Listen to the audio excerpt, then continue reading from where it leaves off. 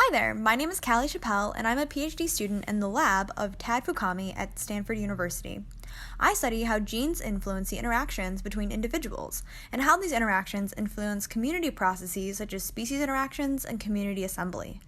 To do this, I study how genes influence the phenotypes of organisms, in our case, nectar-inhabiting microbes, and how these traits influence interactions between individuals and ultimately community-level traits. The nectar microbe system constitutes a sensu stricto metacommunity, where individual flowers act as patches, and dispersal between patches occurs by microbes that hitch a ride on pollinators. So how do I do this? Within a single flower, there's a microbial community. I'm interested in how microbes interact, and how these interactions influence community assembly through priority effects. To do this, I'm using transcriptomics, exometabolomics, and a GWAS or genome-wide association study of community traits from a genotyped population of nectar yeast.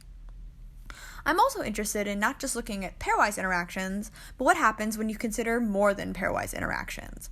I'm looking at what's called higher order interactions between nectar microbes using chemical analysis of targeted metabolites, mechanistic modeling, microcosm experiments, and comparative genomics to uncover the specific mechanisms of higher order interactions in this system.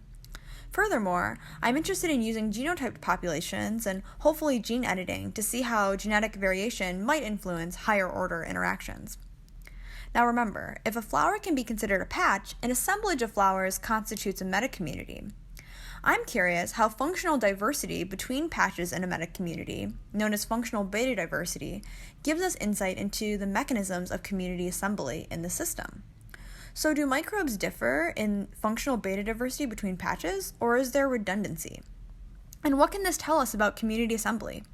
To do this, I'm using metatranscriptomics in the field to look at how different traits differ between individual flowers. The final experiment I'm working on looks at eco-evolutionary dynamics in this nectar microbe metacommunity.